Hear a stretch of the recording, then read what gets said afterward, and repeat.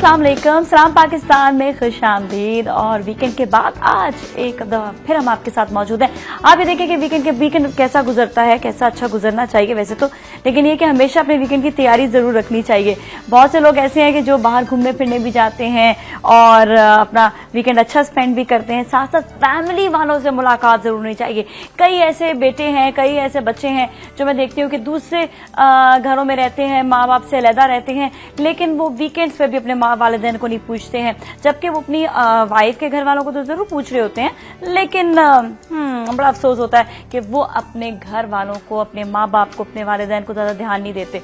तो उनके लिए स्पेशली है कि अपने वीकेंड को अच्छा मनाएं और अपने वालिदैन को स्पेशली याद रखें और उनके साथ आप जो है वीकेंड भी मनाएं, बल्कि आप उनको याद भी रखा करें, उन्हें कॉल भी किया करें और उनसे मुलाकात सिर्फ एक हद तक महसूस ना रखा करें, बल्कि आप जो है ना उनसे ऐसे मुलाकात रखें जैसे आप रोज उनसे मिल रहे हैं। रोज नहीं तो कम से कम 3 दिन ऐसे आप मखसूस करें जरूर उनके साथ कि आप मिले। ये नहीं कि महीना महीना भर हो जाता है और आपको याद करते रह जाते हैं। देखिए, आप लोग के लिए वो अलहदा घर भी उस पर एक्सेप्ट कर लेते हैं कि आप लोग दूसरे घर जाकर भी रहें, अपनी वाइफ के साथ, बच्चों के साथ खुश रहें, तो उनके जो हकूक हैं उनको भी जरूर अदा करें।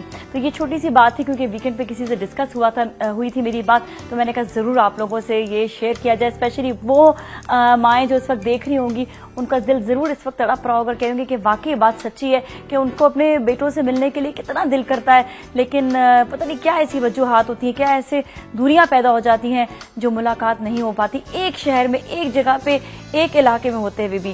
खैर, यहाँ तो ये बात हुई। दूसरी बात जो मैं करने जा रही हूँ ये कि आजकल सर्दियां हैं। सर्दी के मौके पर कई जगहों पर नजर आ रहा होता है कि कई बच्चे बगैर स्वेटर के घूम रहे होते हैं और कई बच्चे जो हैं वो आपने देखा होगा जो मांगने वाले हैं। खैर, सबसे पहले तो हम उन बच्चों को थोड़ा सा कभी भी आपकी मतलब आप लोगों को मिलते हैं ना, तो उनको थोड़ा समझाना जरूर चाहिए कि बच्चों जरा सा ये देखो कि आप लोग के पढ़ने का टाइम है, अभी मांगने का टाइम नहीं, ताकि उनके जहन में ये बात आए और वो इस तरह भीख ना मांगे। पता नहीं किसकी क्या क्या मजबूरियां होती हैं, लेकिन यह है कि उसकी मजबूरी के हिसाब से कभी मुझे भी सामने ऐसे लोग मिलते हैं तो मैं कोशिश ये करती हूँ कि उनको खाने के लिए कोई चीज जरूर दे दूं। और ये कि कई ऐसे लोग हैं जो आपसे मांगने के लिए आते हैं कि हमें खाना दे दें, तो उनको कभी मना नहीं करना चाहिए, खाना जरूर आप लोगों को देना चाहिए। यही बात है, अगर हम देखें तो किसकी क्या मजबूरी है हमें पता नहीं चलता। खैर, जो बात मैं सर्दियों की कर रही थी कि कभी किसी की मदद करनी हो तो खैर मदद आप जरूर करें। गर्म कपड़ों के लिए जरूर मदद करें, कंबल होते हैं, ब्लैंकेट्स होते हैं, उनके लिए मदद करें। और कई ऐसी फैमिलीज हैं जिनको मुझे हैरत थी कि पता भी नहीं था। मेरी एक मासी हैं, उनको जो साथ काम करती हैं, वो मुझे इस बात का अंदाजा भी नहीं था कि उनको नहीं मालूम था कि कोई लंडा बाजार भी होता है या कोई संडे मार्केट होती है जहाँ पे सेकंड हैंड चीजें मिल जाती हैं। तो मैंने वो कहती है मैं खरीद नहीं सकती, ऐसी बात होती है, ऐसी मजबूरी होती है। तो मैंने कहा भाई बहन, अगर नहीं हो सकता अफोर्ड तो इंसान जाकर वहां से ले आए। मैंने कई ऐसी बड़ी बड़ी फैमिलीज देखी हैं जिनको अल्लाह ने सब कुछ दिया है, उनको कोई किसी चीज की कमी नहीं होती, लेकिन फिर भी वो सेकंड हैंड चीज जाकर उठा लेते हैं। तो इसमें किसी को भी शर्म महसूस नहीं करनी चाहिए। अगर कोई अफोर्ड नहीं कर सकता है तो उसको जरूर खरीदे जाकर, कोई इसमें शर्मनाक बात नहीं होती है। और क्योंकि ना होने से बेहतर है कि कोई चीज आपको अवेलेबिलिटी हो रही है, किसी चीज की अवेलेबिलिटी है तो उसे जरूर ले लें। बस ये कि उसकी सफाई करा लें, उसको जो है धोकर इस्तेमाल करें चीज को। उसमें थोड़ा सा ये कि कुछ ऐसी एंटीसेप्टिक्स वगैरह मिलते हैं जिससे आप जो है उसको उसमें डालकर उसे धो के आप इस्तेमाल कर सकते हो। तो एटलीस्ट इस बात का आप लोग जरूर ख्याल रखें।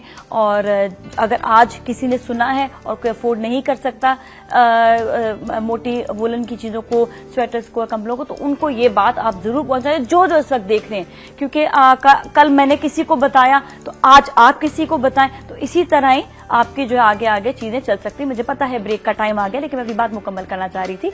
मैं ब्रेक लूंगी, ब्रेक बाद फिर मिलते हैं। हमारे साथ ही रहे। सलाम पाकिस्तान।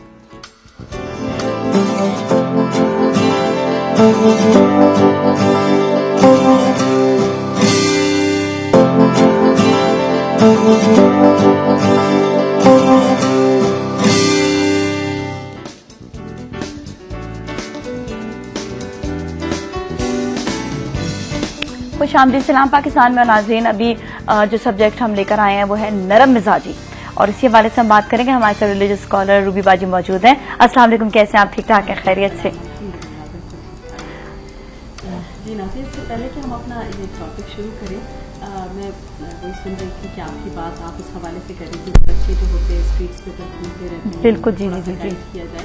तो मैं थोड़ा एक्सपीरियंस शेयर करना चाह रही थी कि हमारा अभी कुछ क्लास के कुछ स्टूडेंट्स गए और उन्होंने ना एक स्कूल का विजिट किया जो बिल्कुल रेलवे लाइन के पास था। अच्छा। तो उधर वो कहते हैं कि वहाँ एक लड़की है जो इतने डेडिकेशन से पढ़ा रही थी। वो कहती कि मैं ये वाकया ये बना कि मेरी मेट का एक बच्चा इधर उसकी डेथ हो गई, तो मैं ऐसे ही उसको अच्छा। तो मतलब ये कि वहाँ पर बच्चों को पढ़ाया जा रहा है और वहाँ पर बच्चों को तालीम दी जा रही है और उनको यही अवेयरनेस जो मैं भी कह रही थी कि बच्चों को अवेयर किया जाए कि पढ़े, अभी उनका मौका पढ़ने का है। 250 बच्चे उनके पास माशाल्लाह से और सुबह में 1 बजे तक वो पढ़ते और उसके बाद उन्होंने टेलरिंग शॉप्स खोली है। अच्छा, चलिए ये जरूर अभी हम बात करेंगे, आपको डिटेल में जरा सा बताएंगे।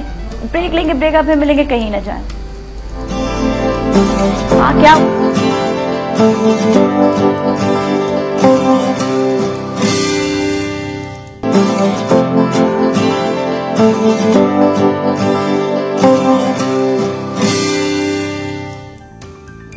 खुश आमदीद सलाम पाकिस्तान में। और आज बात हो रही है नरम मिजाजी पर।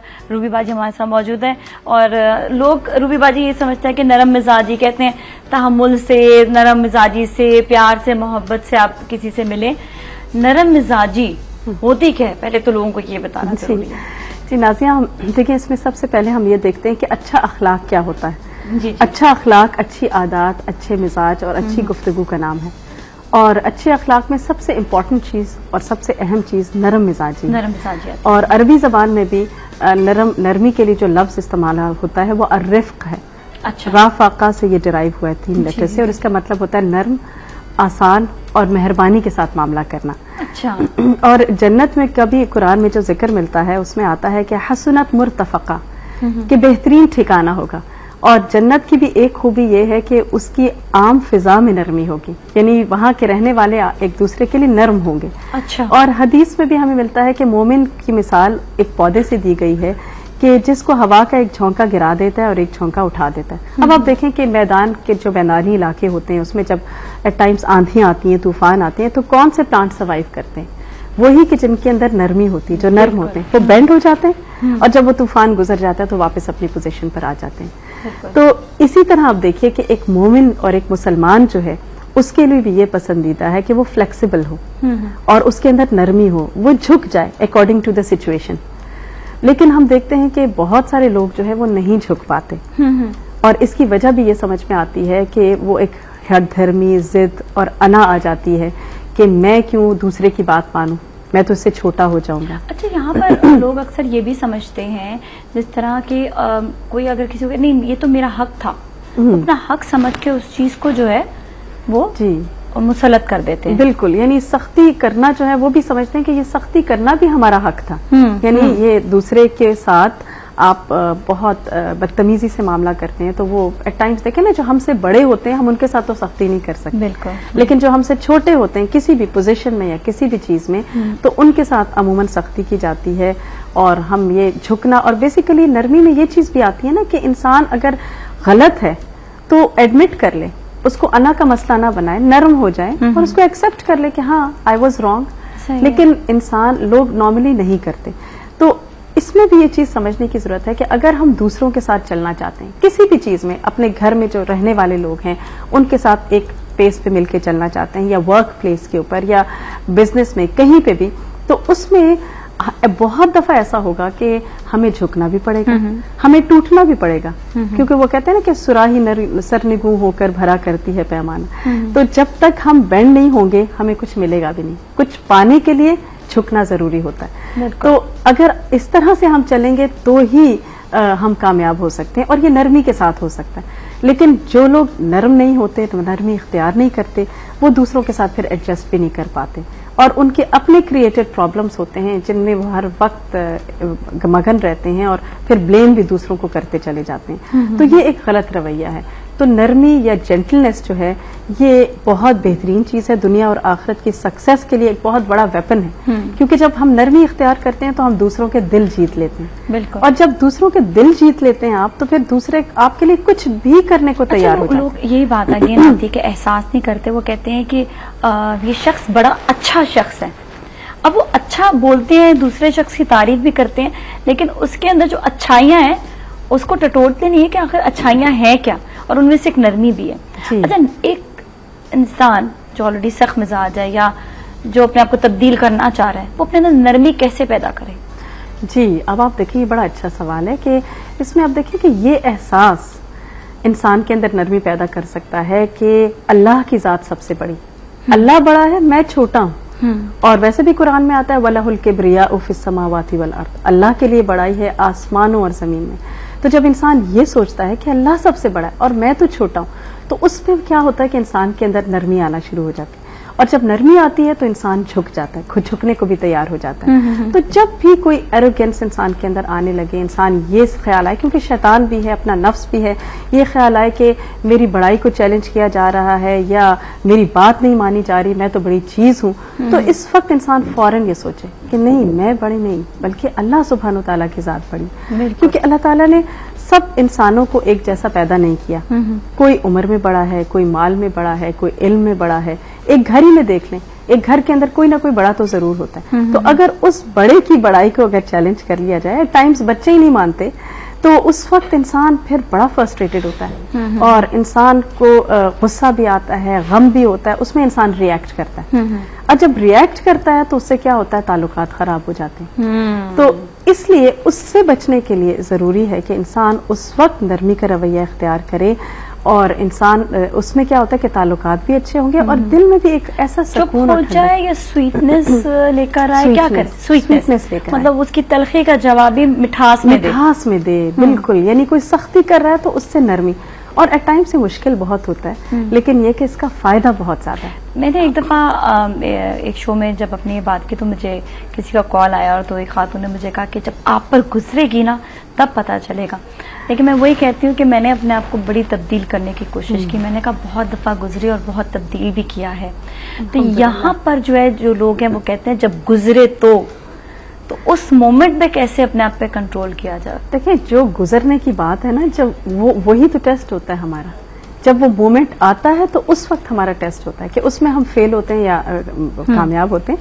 तो उस वक्त इंसान थोड़ा सा 2 सेकंड के लिए रुक जाए, कोई भी रिएक्शन करने से पहले। हाँ, ठीक है, यहीं पर ही हम ब्रेक लेंगे, ब्रेक बाद फिर मिलेंगे, कहीं ना जाएं।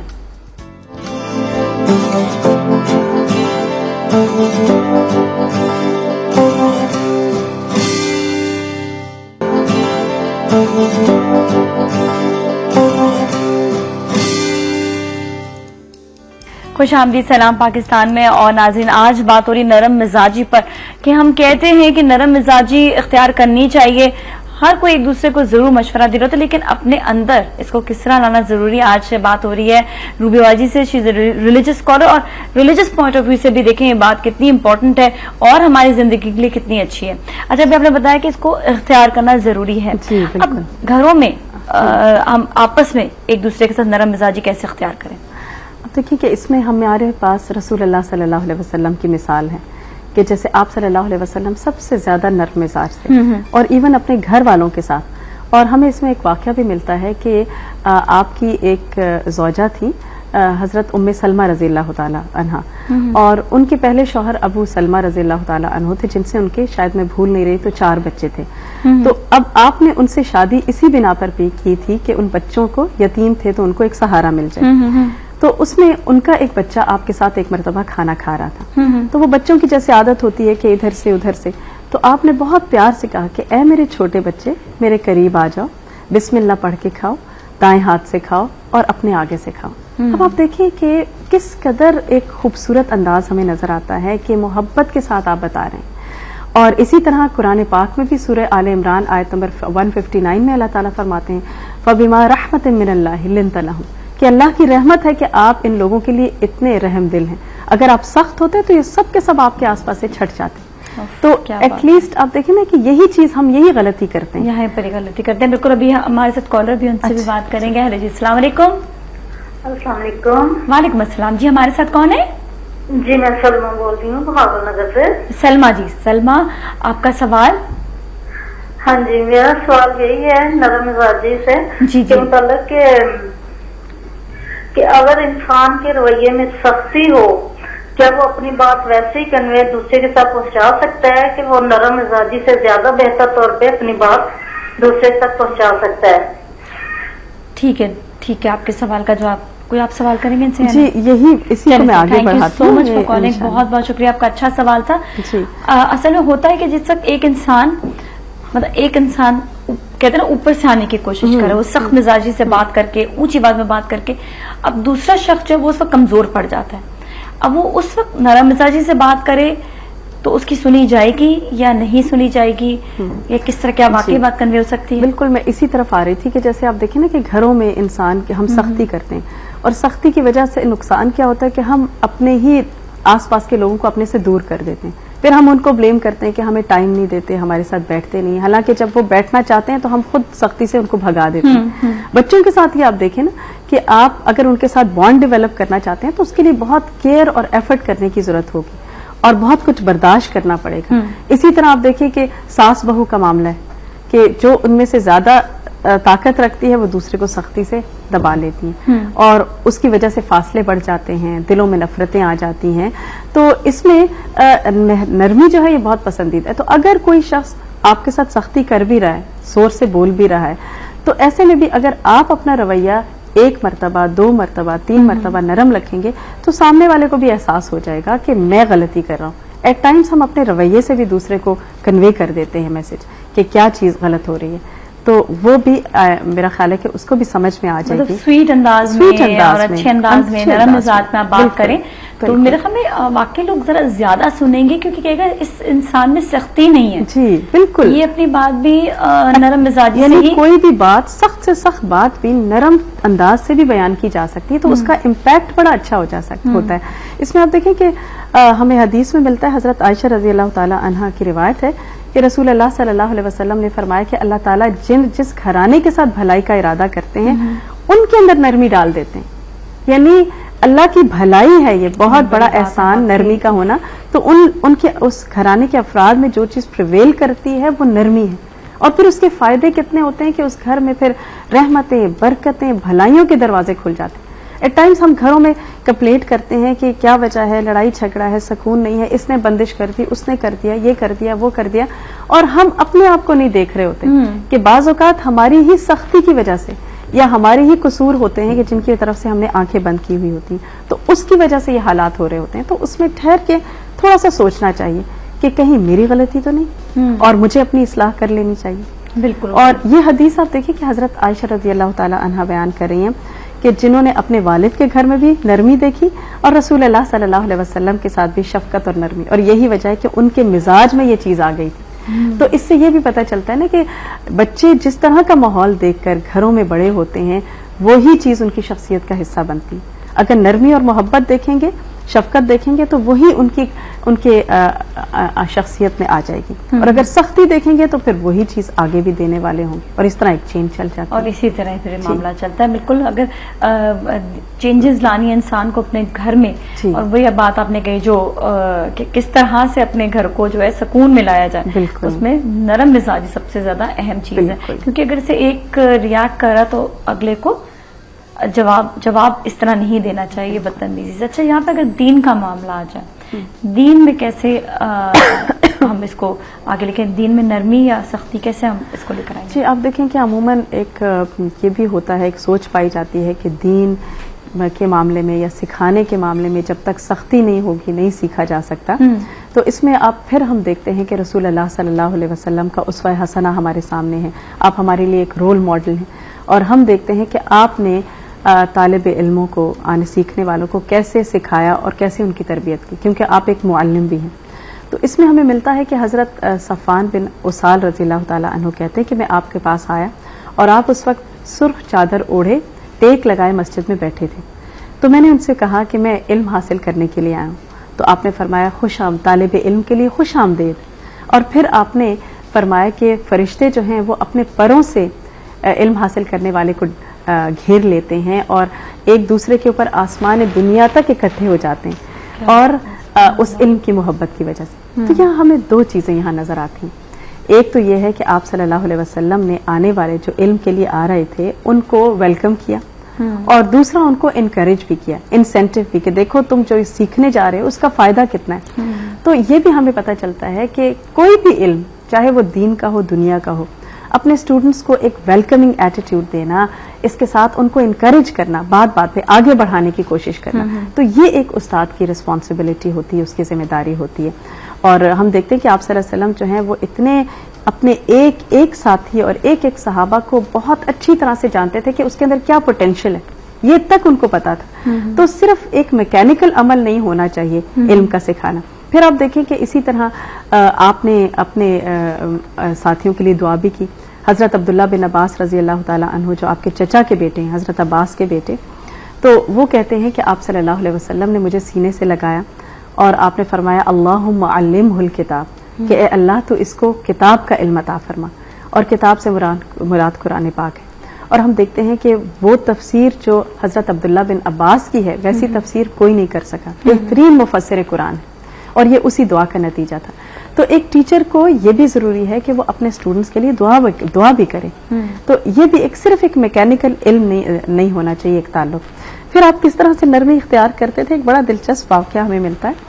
हजरत माविया बिन हकम कहते हैं कि मैं आप सल्लल्लाहु अलैहि वसल्लम की इमामत में नमाज पढ़ रहा था। तो उस जमात के साथ नमाज हो रही थी, तो एक किसी शख्स ने छींक मारी, तो मैंने उस पर कहा यरहमुकल्लाह। हो सकता है उनको अभी पता ना चला हो कि नमाज में बोलना मना है। तो कहते हैं मैंने जैसे ही बोला तो आसपास सारे लोग मुझे घूरने लगे। तो मैंने कहा कि तुम्हारी माए तुम्हें गुम करे, एक अरबी का मुहावरा है, तुम क्यों मुझे ऐसे घूर घूर के देख रहे हो। तो कहते हैं कि ये सुनना था कि लोगों ने अपनी रान के ऊपर जोर जोर से मारना शुरू किया। यानी अब बोल तो सकते नहीं थे, तो खामोश कराने के लिए जैसे ताली बजाई जाती है, तो उस तरह के अब खामोश। तो कहते हैं मुझे नागवार बड़ा गुजरा, लेकिन मैं चुप हो गया। उसके बाद जब आप सल्लल्लाहु अलैहि वसल्लम ने सलाम फेरा, और फिर उन्हीं के अपने अल्फाज हैं कि आप जैसे शफीक इंसान मैंने नहीं देखा, कि आपने ना तो मुझे डांटा, ना ही मेरे साथ कोई गाली गलोच की, ना ही मुझे कोई मारा। आपने सिर्फ आराम से कहा कि ये किसने कहा था। तो मैंने कहा ये मैंने। तो आपने फरमाया कि नमाज में बात करना मना है। यानी इतना सिंपल वे में बस जवाब दे दिया।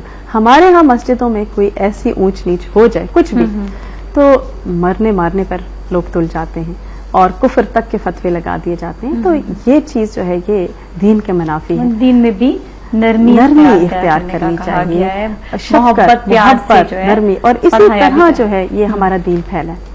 और वही बात है कि जहाँ पर नरमी आएगी, इवन असातिज़ा जो है वो भी नरमी इख्तियार करेंगे, चाहे स्कूल हो चाहे कॉलेज हो। नरमी से जितना, क्योंकि हमें भी याद है जब हम छोटे होते थे तो हम उन टीचर्स से ज्यादा मोहब्बत करते थे जो हमसे बहुत प्यार और मोहब्बत और नरम मिजाजी समझ आ जाती थी, बल्कि हम ज्यादा पढ़ते भी थे। और जहाँ पर जो टीचर सख्त होते तो हमें वो टाइम दिल करता था कि बस ना आए तो अच्छा है। तो वो बड़ा डिफरेंस इस चीज में भी हो जाता है। बिल्कुल। अब देखें जब इंसान सख्ती करता है तो दूसरे की अना को जगाता है और फिर वो दूसरा रिएक्ट करता है, और जब इंसान नरमी करता है तो दूसरे के ज़मीर को जगाता है। तो इंसान को खुद एहसास हो जाता है कि कहीं जो है गलती हुई है, उसकी इस्लाह कैसे होगी। इवन हमारे अज़वाज मुतहरात के अंदर भी हम देखते हैं कि देखें अब वो भी इंसान थी, ठीक है, नबी की बीवियां थी, लेकिन उसके अलावा वो इंसान भी थी और इंसानी जज्बात होते ही हैं ऐसे रिलेशनशिप जहाँ इतनी सारी खवातीन हो। तो इसमें हमें एक बड़ा दिलचस्प वाक़या मिलता है कि हम हजरत आयशा और हजरत सफिया ने एक दिन कहा कि देखते हैं कि कौन जल्दी खाना बनाता है और कौन मजे का ज्यादा बनाता है। तो इस पर यह हुआ कि हजरत सफिया वैसे ही खाना बहुत अच्छा बनाती थी, तो उन्होंने जल्दी बना के प्याले में भेज दिया कनीज के हाथ। आप सल्लल्लाहु अलैहि वसल्लम उस दिन हजरत आयशा की तरफ थे। तो जैसे ही हजरत आयशा ने देखा तो एकदम से उन्होंने उठा के, उनको गुस्सा आया, उठा के उन्होंने प्याला नीचे फेंक दिया। तो वो प्याला भी टूट गया और गिर गया वो सालन। तो आप सल्लल्लाहु अलैहि वसल्लम ने उनसे कुछ भी नहीं कहा, आप खामोशी से उठे और आपने वो जो टूटा हुआ प्याला था उसको चुनना शुरू कर दिया, उसके टुकड़े, और कनीज से कहा कि आज तुम्हारी माँ को गुस्सा ज्यादा आ गया था। अब इसका क्या नतीजा हुआ कि हजरत आयशा ने फौरन रियलाइज कर लिया कि मुझसे गलती हुई है बहुत ज्यादा। फौरन कहने लगी कि अब मैं क्या करूं, मुझसे इतनी गलती हो गई। तो आप सल्लल्लाहु अलैहि वसल्लम ने फरमाया ऐसा ही प्याला और ऐसा ही खाना। तो फिर उन्होंने प्याले में और वैसा ही खाना बना के उनको भेजा। तो इस तरह आपने इस्लाह की लोगों की मोहब्बत और नरमी के साथ, नरम मिजाज से। हमारे साथ कॉलर भी हैं, फरीदा जी हैं, उनसे बात करते हैं। अस्सलाम वालेकुम फरीदा। हेलो जी, अस्सलाम वालेकुम फरीदा। हाँ वालेकुम कैसे हैं आप? बिल्कुल खैरियत से ठीक ठाक है। फरीदा, आपका सवाल, आज का टॉपिक आप सुन रही हैं? हाँ, टॉपिक बहुत अच्छा है और ये एक्चुअली इसकी प्रैक्टिस मैं अपने घर में खुद करती हूँ। तो मेरे बच्चे, मैंने खुद ये देखा है कि मुझसे ज्यादा क्लोज रहते हैं और जैसे मेरे हस्बैंड जो हमेशा माँ डांट बच्चे से बात करते हैं, किसी में थोड़ा सा फासला ही रह जाता है। ये बात नहीं है कि माँ के तरीके खैर बच्चे होती है, ऐसी बात नहीं है। और मेरे बच्चे मुझसे कहते हैं कि आप इतनी आराम से, इतनी प्यार से मुझे मतलब हमें बताते हैं हर बात, तो हम आपके करीब रहते हैं और आपसे भी हम हर बात में मशवरा करते हैं। तो टॉपिक है आपका बहुत अच्छा है। और फरीदा जी, आप तो एक मिसाल है इसका। मतलब ये बताएं कि अपने अंदर आप नर्म मिजाजी कैसे पैदा करती हैं? जी, पैदा पता नहीं है, जब मुझे गुस्सा आता है अगर ना, तो मुझे कितना भी गुस्सा आ रहा था, अक्सर बच्चे करते हैं ऐसी बात कि मैं अपने आप को अंदर से समझाती हूँ, मतलब सीखने का नहीं है। मैं इसमें खामोश हो जाऊँ, उनको सिखाऊं कि ऐसे मौके पे मुझे इस तरह खामोश हो जाना चाहिए। बाद में जब मेरा गुस्सा भी और बच्चे की भी बात खत्म हो जाती है, फिर मैं अलग से बुलाती हूँ कोई दिन को दूसरे बच्चे से दूर करके कि उसकी बेइज्जती ना हो दूसरों के सामने। फिर मैं उनसे कहती हूँ कि बेटा देखो ये तुम्हारी गलती है, मुझे बहुत गुस्सा आया, लेकिन मैंने उस वक्त कंट्रोल किया। तुम भी इस तरह अपने गुस्से को कंट्रोल करो and don't copy your father, क्योंकि वो बच्चे तो है बाप को भी कॉपी करते हैं, खासतौर से लड़का मेरा बेटा जो है वो भी कभी कभी क्रैश होने की कोशिश करता है। लेकिन मैं उनको ये बताती हूँ देखो बेटा, अब देखिए ना, सारी बातें बहुत अच्छी, बस एक बात से बात करते हैं तो तुम उनकी अच्छी बातें कॉपी करो, बस ये बात कॉपी ना करो। नहीं, बहुत अच्छी आपने बात कही है। अच्छा, सवाल मेरा ये है, सॉरी आपको जी जी जी, मतलब टॉपिक से रिलेटेड यही है। हेलो, हाँ जी जी, आप सवाल कर लें, कोई बात नहीं, सवाल कर लें। हाँ, वो ये कि ना अभी आपने बताया ना कि किताब का इल्म, मुझे भी पूछना था कि हमारे मजहब में इल्म का मकसद क्या, सिर्फ कुरान और मजहबी इल्म हासिल करना है या और दूसरे साइंसी और दूसरे जो आजकल नए इल्म है वो भी हासिल करना है? क्योंकि बहुत सारे स्कॉलर्स तो ये बताते हैं कि मजहब की जो हदीसें हैं वो ये कहते हैं कि जो आप मतलब जैसे तालीम जो आप हासिल करें वो सिर्फ कुरान और किताब और इन्हीं से रिलेटेड तालीम हासिल करें। मैं सिर्फ ये पूछना चाहती हूँ। और नाज़रीन, अच्छा आपसे तो याद कॉल करती हूँ, शायद आपको याद हो। बिल्कुल फरीदा, मुझे आपका नाम याद है क्योंकि मेरी एक और बहुत अच्छी दोस्त फरीदा भी है, तो मुझे इस वजह से मुझे याद रह गया आपका नाम। हाँ जी, और मुझे बड़ी खुशी हुई आपकी नरम मिजाजी की बात पर। बहुत अच्छा आपने एक्सप्लेन किया, thank you so much for calling, बहुत बहुत शुक्रिया। इन्होंने जो बात एक्सप्लेन की ना कि अपने आप से बात करना, ये बहुत ही अच्छा लगा मुझे। तो हम यहीं पर ही ब्रेक लेंगे और इनके सवाल का जवाब ब्रेक के बाद देंगे। हमारे साथ ही रहे सलाम पाकिस्तान।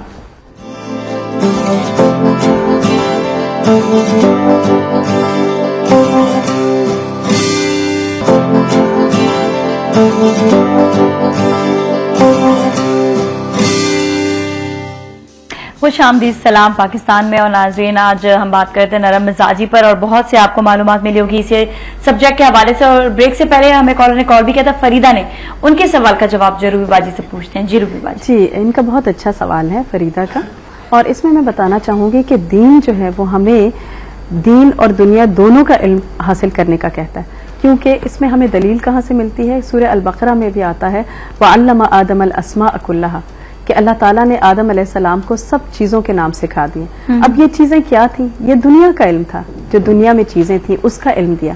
तो ये हमें पता चलता है कि सबसे पहले जो इंसान को इल्म दिया गया था वो दुनिया का इल्म था। लेकिन चूंकि वो दुनिया का इल्म जो है वो इंसान को शैतान के वार से नहीं बचा सका। किस तरह से शैतान ने आदम अलैहिस्सलाम को जन्नत से निकलवा दिया, ये अल्लाह ही की प्लानिंग थी बहरहाल। लेकिन तो उसकी वजह से अल्लाह ताला ने फिर इंसान को दीन का भी इल्म दिया कि अब उसके वार से बचने के लिए तुम्हारे पास ये चीज है। तो दोनों ही चीजें बहुत जरूरी हैं। और अगर आप ब्रिटिश में इंग्लैंड में जाएं, लाइब्रेरी ऑफ कांग्रेस में, तो वहाँ मुख्तलिफ नेशंस के बारे में लिखा है कि किसने क्या दिया दुनिया को। तो इस्लाम के बारे में आता है कि इस्लाम ने दुनिया को साइंस दी। तो आप सोचें, और मैथमेटिक्स जो है वो उसमें जो है वो हमारे मुस्लिम ही थे एक साइंटिस्ट जिन्होंने इसको इन्वेंट किया था। और बहुत सी चीजें हमें मिलती हैं।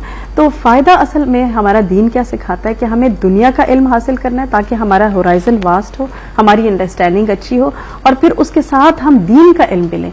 क्योंकि जिन लोगों की नॉलेज अच्छी होती है दुनिया के एतबार से, वो कुरान को भी बहुत अच्छी तरह से अंडरस्टैंड कर सकते हैं। लेकिन जिनका वो मेंटल लेवल उस तरह से नहीं होता, इतनी एजुकेशन, तो वो शायद उस तरह से ना समझ पाए ना कुरान को। तो इसीलिए कुरान, दीन और दुनिया का इल्म दोनों साथ साथ होंगे, तब मुसलमान जो है कामयाब हो सकते हैं। एग्जैक्टली। अच्छा, तो ये जो है ये हवाले से अगर देखा जाए तो दोनों को अपनाना जरूरी है। और कहते हैं ना कि दीन को आप अपनी पर्सनैलिटी में आप शामिल के साथ भी नरम मिजाजी की बात कर रहे हैं। जब हमने लास्ट वीक ऑर्गेनाइज होने की बात की थी, उससे पहले भी हमने कई सब्जेक्ट लेकर आए जो दीन के सब्जेक्ट है, लेकिन दुनिया में कितनी आराम से शामिल कर सकते हैं अपनी पर्सनैलिटी में शामिल करने के बाद। अच्छा, ब्रेक में एक और सवाल भी आया था ऑर्गेनाइज करने का। उन्होंने कहा कि हमें आप बताएं कि किस तरह से ऑर्गेनाइज किया जाएगा बजट को। जी, देखिए जैसे लास्ट वीक हमारी माई टाइम मैनेजमेंट के ऊपर बात थी, और उसमें मैंने बताया था कि एक डायरी अगर बना लें हम और उसके अंदर अपने डेली के काम हम लिख सकते हैं।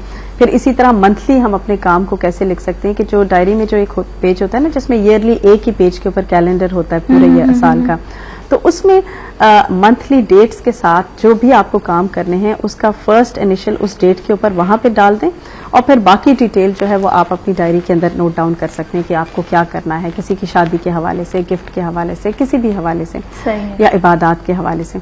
इसी तरह आप देखिए कि बजट को जो है ऑर्गेनाइज करने के लिए जरूरी यही है कि जैसे मैंने बताया था कि एक कार्ड के ऊपर आप लिख लें, और उसमें आप पहले क्या करें कि पहले आप अपने हेडिंग्स डाल लें। जैसे मसलन बिल्स हैं, फिर उसके नीचे सब हेडिंग्स डाल दें, बिजली का बिल है, गैस का बिल है, और किसी चीज का, और उसके साथ साथ आप अमाउंट भी लिखते जाएं। और फिर इसी तरह किचन का खर्चा है, बाकी सारी चीजें हैं, फिर उसका एंड में टोटल कर लें। अब जब आप मंथ स्टार्ट हो और आप देना शुरू करें, तो जो चीज आप देते जाएं उसमें पेंसिल से टिक लगाते जाएं। सही है, ठीक तो इससे क्या होगा कि आपको क्लियर रहेगा कि क्या चीजें हो गई क्या नहीं। बार दफा हम इकट्ठा ही पैसों को रख लेते हैं, तो फिर मुश्किल होती है कि एंड में हमें समझ नहीं आता कि पैसे तो सब खत्म हो गए। तो इसमें एक और टिप जो है वो बहुत अच्छी है, वो ये है कि आप एनवेलप्स बना लें। अच्छा, और यानी किचन के हवाले से भी आप बना सकते हैं। उसमें मसलन एक गोश्त का हो गया लिफाफा, एक हो गया सब्जी का, एक हो गया फ्रूट का। उसके अंदर आप अपने जो आपका किचन का खर्चा है उसमें से हिसाब लगाकर आप इकट्ठे पैसे, और कोशिश करें कि छोटे बिल्स हों, 100s के, 50s के, क्योंकि एक तो देने में भी आसान होते हैं, और उसमें से पैसे निकाले नहीं फिर किसी और काम के, वो इसी काम के लिए होंगे।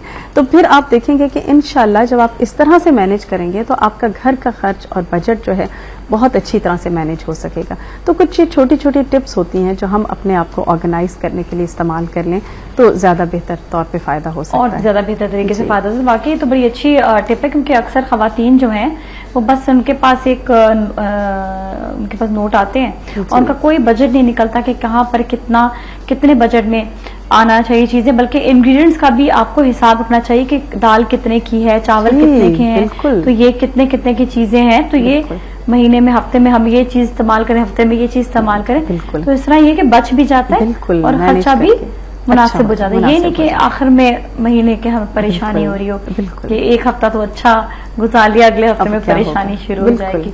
अच्छा, यही बजट के हिसाब से होता है कि बजट अगर जो है, जिस तरह बाज़ दफा तो ऐसा हो जाता है कि जिन लोगों के पास जो बजट बचता नहीं है उनको कौन कौन सी चीजें जैसा कट डाउन करनी है, कौन कौन सी चीजें आपने इस्तेमाल करनी है, इसका भी बड़ा मसला आ जाता है। हाँ, इसमें फिर देखें कि जो नेसेसिटीज हैं वो तो आप नहीं उसको कर सकते ना। कट डाउन में फिर जो हमारी एक्स्ट्रा चीजें होती हैं, जो हमारे एक्स्ट्रा खर्चे हैं, मसलन कपड़ों के ऊपर ज्यादा खर्चा अगर आ रहा है बनाने में, फिर टेलर्स भी कितने एक्सपेंसिव हैं, तो उसको हम कट डाउन कर सकते हैं। लेकिन जो हमारी बेसिक चीजें हैं जैसे बच्चों की फीस, उसको आप कट डाउन नहीं कर सकते। बिल्स आपको देने ही देने हैं।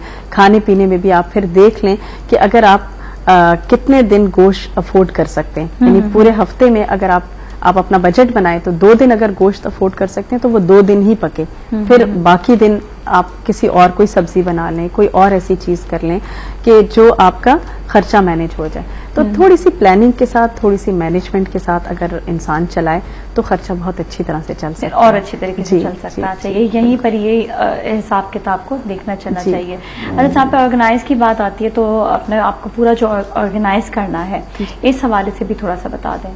देखिए, इसी तरह यही है कि जैसे अपने आप को आप देखें कि कौन से काम आपके करने वाले हैं। इबादत के हवाले से आप अपने आप को ऑर्गेनाइज कर सकते हैं कि हम बाज़ दफ़ा क्या करते हैं, एक चीज़ शुरू करते हैं फिर बीच में ही छूट जाती है। इशराक के नफल शुरू किए, वो बीच में छूट गए। हालांकि आप देखें कि इंसान जब इशराक के 4 नफल पढ़ता है तो अल्लाह ताला, हदीस में आता है कि अल्लाह ताला उसके पूरे दिन के काम अपने जिम्मे ले लेते हैं। इतना फायदा होता है, लेकिन वो फिर हमारी कंसिस्टेंसी नहीं रहती है। तो वो हम पूरी इबादत अगर लिख लें तो ज्यादा बेहतर है। अब देखिए कि एक शेर शाह सूरी जो थे, उन्होंने अपने शायद उनके पता नहीं कितने साल, 5 साल थे हुकूमत के, उन्होंने वो काम किए जो पूरी 1 सेंचुरी में किए जा सकते हैं। और उन्होंने इतनी जबरदस्त प्लानिंग की थी अपने औकात की कि वो रात में तहज्जुद के लिए उठते थे, अपने नफल इबादत करके अपने कुछ वर्क काम जो है वो उस वक्त करते थे फजर की नमाज तक। फिर फजर की नमाज जमात के साथ अदा करके फिर कामों को ले जाते थे जोहर तक। फिर जोहर की नमाज जमात के साथ अदा की, खाना खाया, थोड़ा सा रेस्ट किया, फिर उसके बाद असर के वक्त जमात नमाज पढ़ के तिलावत करके और फिर मजीद काम निपटाए। तो इस तरह उन्होंने बहुत सारे काम जो हैं वो थोड़े वक्त में कर लिए। तो अगर हम थोड़ा सा ऑर्गेनाइज करें, चीजों को लिखना शुरू करें, तो ये होगा कि हम थोड़े वक्त में अपने टारगेट्स मीट कर लेंगे और हमारे पास बाकी फैमिली के लिए भी वक्त बच सकेगा, काफी वक्त जो है वो हम निकाल सकते हैं। बाकी ये तो बहुत अच्छा है कि हर चीज को प्लानिंग के हिसाब से करना चाहिए। देखिए दीन में भी है और दुनिया में भी, दोनों चीजें शामिल है। प्लानिंग से करेंगे तो अच्छे तरीके से आप अपने कामों को निपटा सकते हैं। थैंक यू सो मच रूबीबा जी, बहुत बहुत शुक्रिया। अगले हफ्ते इंशाल्लाह एक नए टॉपिक के साथ आएंगे। और नाज़रीन, आप लोग कहीं ना जाए, हमारे साथ ही बहुत इंटरेस्टिंग अभी हम सब्जेक्ट लेकर आएंगे, आपको बताएंगे कुछ इंग्रेडिएंट्स के बारे में और उनके फायदे होंगे। मेरे साथ डॉक्टर बिल्किस मौजूद होंगे, कहीं ना जाए। सलाम पाकिस्तान।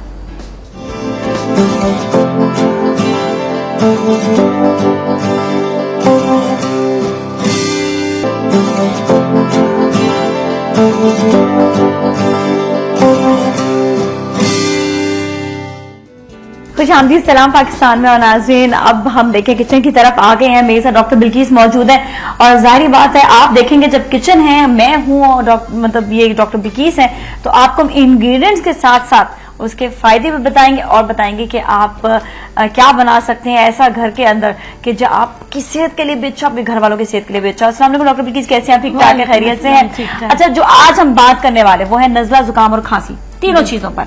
और इसके लिए मैंने सोचा कि हमारी जो नाज़रीन देख रहे हैं, हमेशा बात करते हैं यखनी बना दें।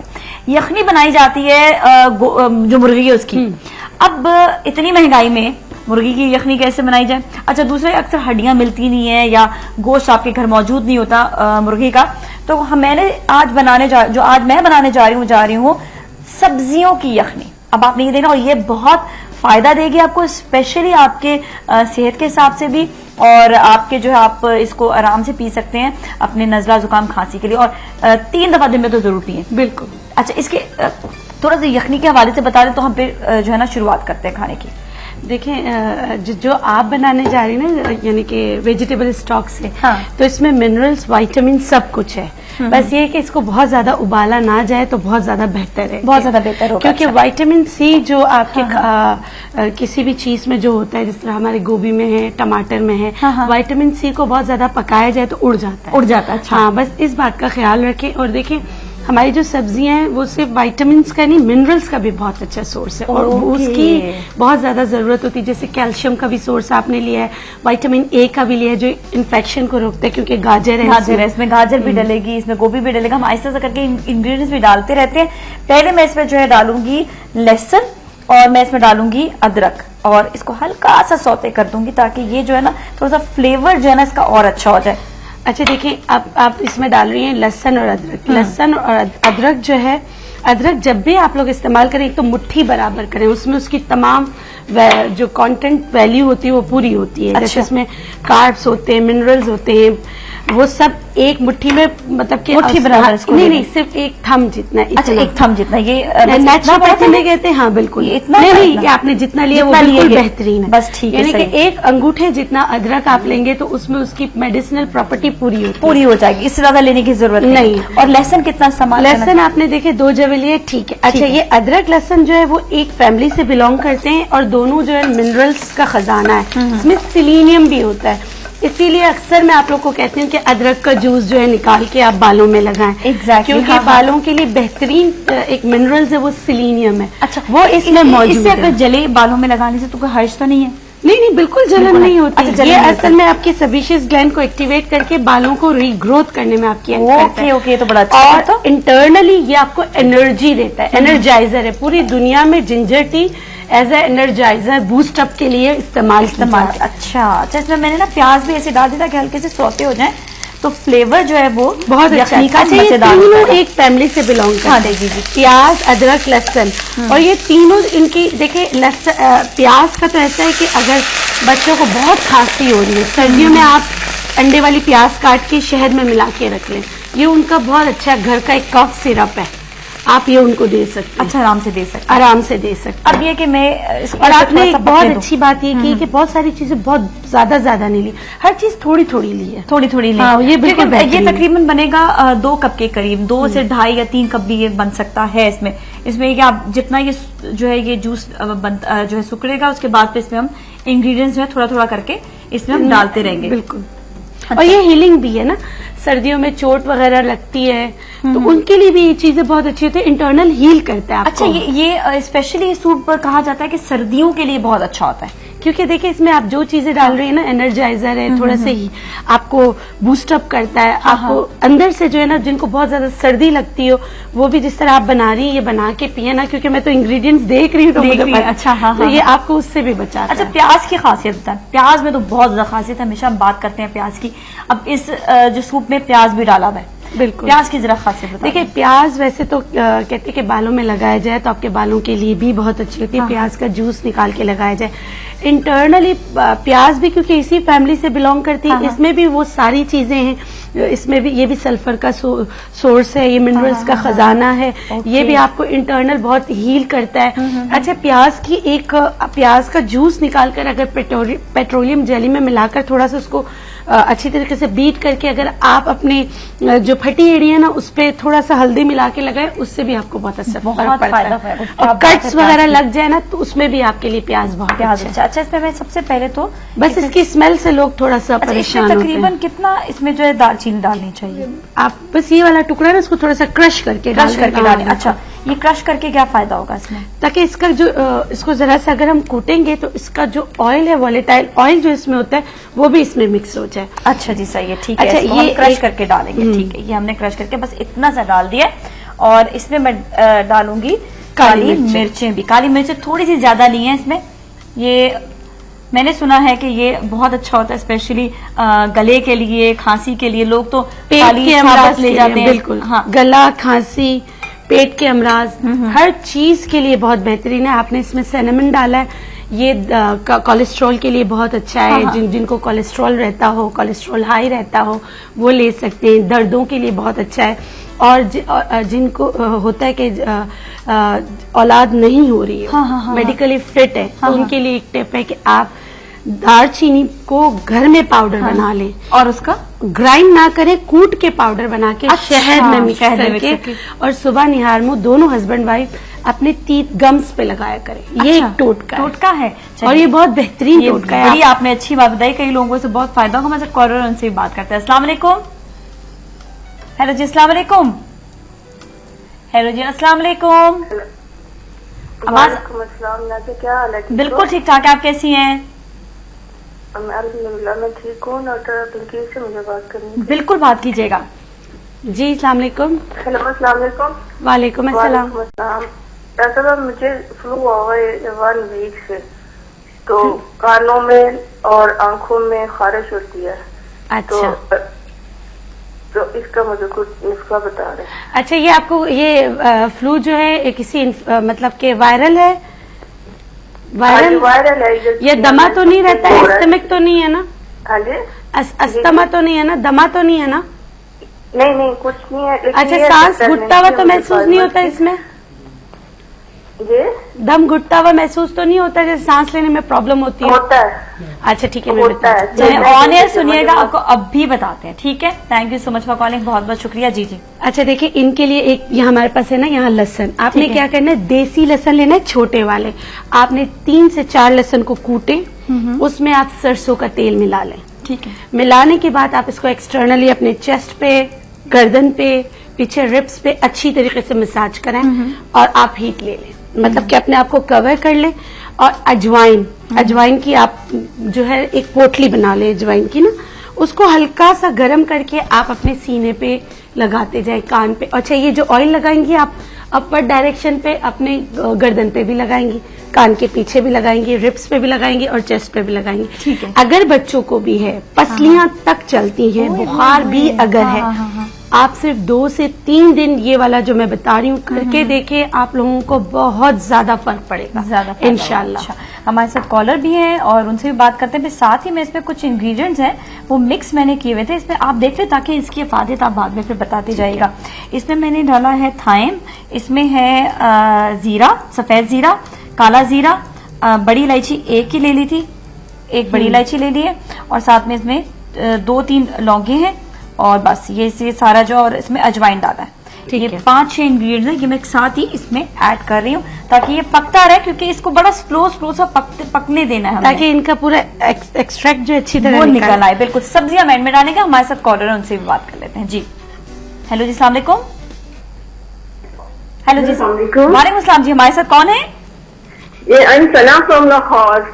जी जी सना जी, आप सवाल कीजिएगा। जी, मुझे डॉक्टर बिल्कीस से बात करनी है। बात कीजिएगा। जी सना बोलिए। हेलो, अस्सलाम वालेकुम डॉक्टर बिल्कीस। वालेकुम अस्सलाम। कैसी हैं आप? अल्लाह का शुक्र, ठीक ठाक। हाँ जी, तो मुझे आपसे बहुत जरूरी बात करनी थी। मुझे ना 1-2 माह पहले ना डेंगू हुआ था, डेंगू फीवर। ठीक है। तो जिसकी वजह से ना मेरा मेदा भी बहुत ज्यादा अपसेट हो गया था, लेकिन सबसे मेन रीजन उसका ये हुआ कि मेरे बाल बहुत तेजी से गिर रहे हैं। ठीक है। तो आगे से मजीद उनकी ग्रोथ हो ही नहीं रही ना, इतने हाइलाइट हो गए कि बिल्कुल वो सर के साथ ही लगे हुए हैं। तो मुझे बहुत टेंशन हो रही है, मैं क्या करूं? अच्छा ठीक है। एक तो मुझे ना उनको वो सफेद भी है, उन्हें डाई करना पड़ता है, तो उसकी वजह से मजीद गिर रहे हैं। तो मैं बहुत परेशान हूँ कि क्या करूँ। अच्छा ठीक है, मैं बता दूं।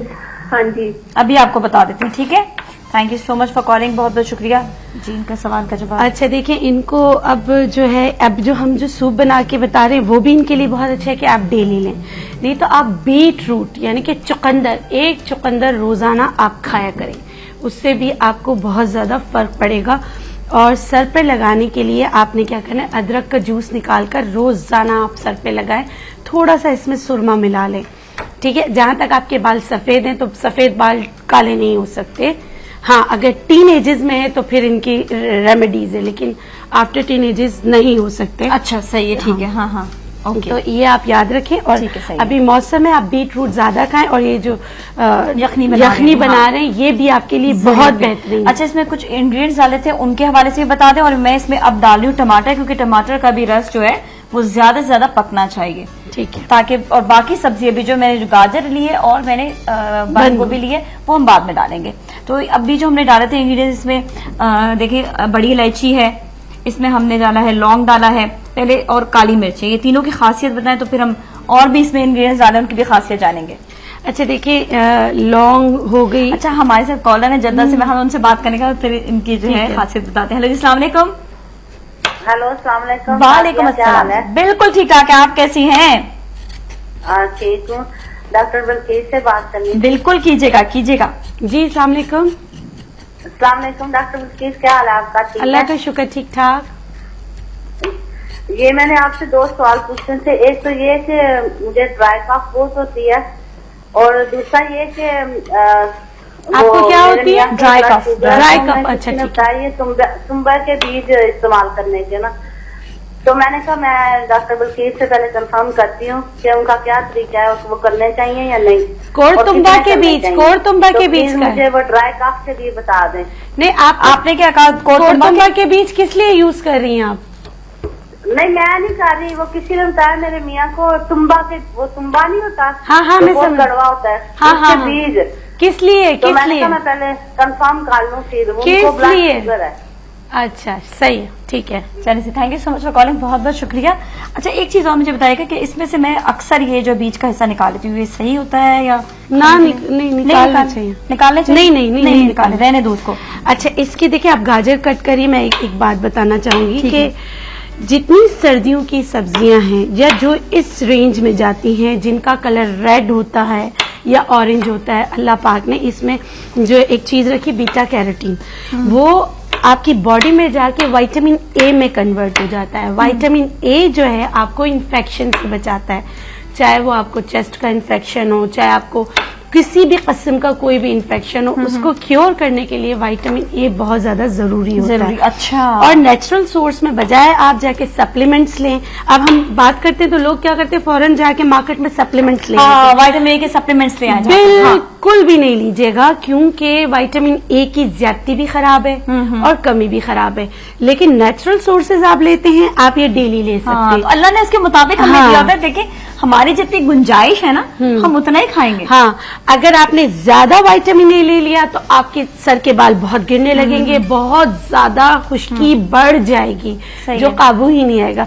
तो आप कभी भी सप्लीमेंट्स लें तो आप अपने डॉक्टर से रुजू करके लें। ऐसे नहीं, हम जो बताते हैं वो नेचुरल इंग्रेडिएंट्स आप डेली ले सकते हैं।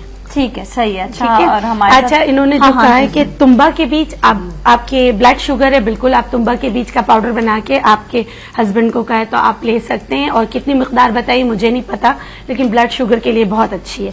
और ड्राई कफ के लिए मैं बता दूंगी। पहले कॉलर से बात कर, आपको पता चल गया कॉलर है। अस्सलाम वालेकुम। सलाम, बहुत सारी दुआएं हमेशा की तरह। थैंक यू सो मच, बहुत बहुत शुक्रिया जी। हमारे साथ हैं मिसेस सरफराज। जी जी जी, बहुत अच्छी बात कॉल मिली है। डॉक्टर बिल्किस कैसी हैं आप? अल्लाह का शुक्र, ठीक ठाक। आप कैसी हैं? बहुत अच्छी हूँ और आपके साथ हूँ। मेरा मसला ये है कि मेरी बेटी का है एक्चुअली ये कि जो सर्दी आती है तो उसको ठंड का मतलब मुस्तकिल नजला रहता है, सीना भी जगड़ जाता है। अब छोटे बच्चों के साथ उसका होता है तो वो जब भी उन बच्चों के साथ होती है, किसी को भी A to Z होता है तो उसको सबसे पहले हो जाता है। और उसको जब नहा लेती है तो उसको सर्दी भी बहुत लगती है। अच्छा तो अच्छा, उसका HB लो तो नहीं रहता? नहीं नहीं नहीं, हीमोग्लोबिन कम तो नहीं होता? नहीं नहीं नहीं नहीं, नहीं वो अच्छा। नहीं है, लेकिन उसको शुरू से ये है कि सर्दी बहुत लगती है। ठीक है। अच्छा, और मैंने एक और चीज आपसे पूछनी थी। आपने वो जो एक बताई थी कि वो पुटलिया बना के थैली बना के उसके मैं मिस कर गई हूँ, तो अजवाइन की थैली बता देंगे? अजवाइन की बताई थी, क्या क्या चीजें उसके अंदर डालनी है तो वो प्लीज जरूर, क्योंकि मेरे बच्चे को क्या कहते हैं एलर्जी जैसे होती है ना, छींके बहुत आती हैं कि बहुत ज्यादा बाहर निकल जाए डर से या ये बाहर पोल्यूशन, इसकी वजह से उसको बहुत छींके आती हैं। तो वो आपने कहा था कि जिनको भी ऐसा हो तो ये जरूर आप मुझे बता दीजिएगा। ठीक है, चलिए सही, आपको ऑनर बताते हैं। Thank you so much for calling. Okay, Allah. बहुत बहुत शुक्रिया कॉल का। बस अभी हम थोड़ा सा कॉल में ब्रेक लेंगे क्योंकि 2 सवाल आ गए हैं, 2 सवालों के जवाब जरा। अच्छा देखें, ड्राई कफ जिनको रहती है उनके लिए एक जड़ी बूटी है काकर सिंगी। नाम तो थोड़ा सा आप लोग को अजीब लगेगा, लेकिन काकर सिंगी ऐसा मुड़ा सा छोटा सा सिंग की तरह होता है, ब्राउन कलर की एक बूटी होती है। आपने उसको कूट के शहद में मिला लेना है। उसको कूट के शहद में मिला के उसमें से ½ टीस्पून दिन में 3 दफा बच्चों को दें, 1 टीस्पून दिन में 3 दफा बड़े लें। इससे बहुत ज्यादा फर्क पड़ेगा। और अभी जो हमने लहसुन और सरसों का बताया है वो भी बहुत अच्छा है। या लहसुन अजवाइन सरसों के तेल में पकाकर आप रख लें, वो वाला तेल आप अपने कान में डाला करें। हफ्ते में 1 से 2 दफा 1 ड्रॉप आप डाला करें। अजवाइन का भी तेल? जी, अच्छा। अजवाइन और लहसुन को सरसों के तेल में पका लें। अच्छा, पकाना है। हाँ, अजवाइन और लहसुन को, ठीक है। तो वो भी आप अपने कान एयर ड्रॉप बना के रख लें, देखेंगे आपको उससे भी बहुत ज्यादा फर्क पड़ेगा इंशाल्लाह। और बाकी मिसेस सरफराज का मसला, बिल्कुल उनका भी मसला कि उनको जो बता रही उनकी बेटी को हाँ, उनके लिए देखिए अभी जितनी हमने टिप्स बताई हैं सब आप अपनी बेटी के लिए कर सकती हैं। और उनको एलर्जी अगर है तो मैं अक्सर बताती हूँ कोई भी फ्रेग्रेंट फ्री ऑयल यानी जिसमें खुशबू ना हो वो आप लोग वॉशरूम में रख लिया करें। जिनको भी एलर्जी सुबह उठते ही इसलिए एलर्जी होती है कि कोई मतलब कि बाज लोग कपड़े की दुकान पर जाके कपड़ा भी फैलाते हैं, उससे भी जो है ना उनको एलर्जी के स्टार्ट हो जाती है। डस्ट एलर्जी होती है, धुएं से एलर्जी होती है। ऐसे के लिए बहुत बेहतरीन है कि आप अपने नॉस्ट्रल पे ऑयलिंग कर लिया करें। उससे मतलब एक तरीके से आप फिल्टर प्लांट जैसे लगे, जो भी डस्ट पार्टिकल्स उड़ेंगे। सरसों का तेल बड़ा अच्छा होता है। सरसों का तेल बहुत अच्छा होता है, लेकिन बाज लोग उसके फ्रेग्रेंस को पसंद नहीं करते। तो कोई बेबी ऑयल आपने ले लिया जो फ्रेग्रेंट फ्री है वो भी आप यूज कर सकते हैं। आलमंड ऑयल कैसा रहेगा? आलमंड ऑयल से तो बेहतर है कि आप सरसों का तेल ले लें। अच्छा, सही है, ठीक है, ओके। अच्छा, हमारे साथ कॉलर भी, उनसे भी बात करेंगे। हेलो जी, अस्सलाम वालेकुम। अस्सलाम वालेकुम जी, हमारे साथ सारा है। सारा जी सवाल कीजिएगा। नाजिया भी मुझे डॉक्टर बिल्कीस से बात करनी थी। बिल्कुल बात करें। अस्सलाम वालेकुम डॉक्टर बिल्कीस। वालेकुम अस्सलाम। कैसी हैं आप? ठीक ठाक हैं? अल्लाह का शुक्र, ठीक ठाक। मैं असल में मुझे आप का कांटेक्ट नंबर चाहिए था। हम इस्लामाबाद में होते हैं, तो मैं चाह रही थी कि मैं आपसे जो है पर्सनली मिल सकूं। अच्छा जी, सही है, ठीक है। जी, और कुछ जो मैं आपसे पूछ सकती हूँ ऑन एयर, वो मैं पूछना चाहती हूँ कि असल में मेरी एज इस वक्त 22 है और मेरे जो है ना बाल इतने ज्यादा गिरना शुरू हो गए हैं, बहुत ही ज्यादा, यूं स्किन नजर आती है ना, और स्पेशली इन जगहों से जहाँ आप क्या कह सकते हो, ये फ्रंट एरिया से, फ्रंट से जा रहे हैं? जी, मुझे आपकी आवाज नहीं आ रही। फ्रंट से आगे से जा रहे हैं, आगे से जा रहे हैं? हाँ जी, ये कनपट्टियों से और कह सकते हाँ, हैं। कनपट्टी, यहाँ ठीक है। दोनों साइड से बहुत ही ज्यादा गिर रहे हैं और ओवरऑल भी बहुत ही एलोपेशिया ज्यादा तो नहीं बिल्कुल हो गए हैं, बहुत ज्यादा। अच्छा, चलिए, सही ऑन एयर जवाब देंगे, लेकिन एक ब्रेक के बाद हमारे साथ ही रहे सलाम पाकिस्तान।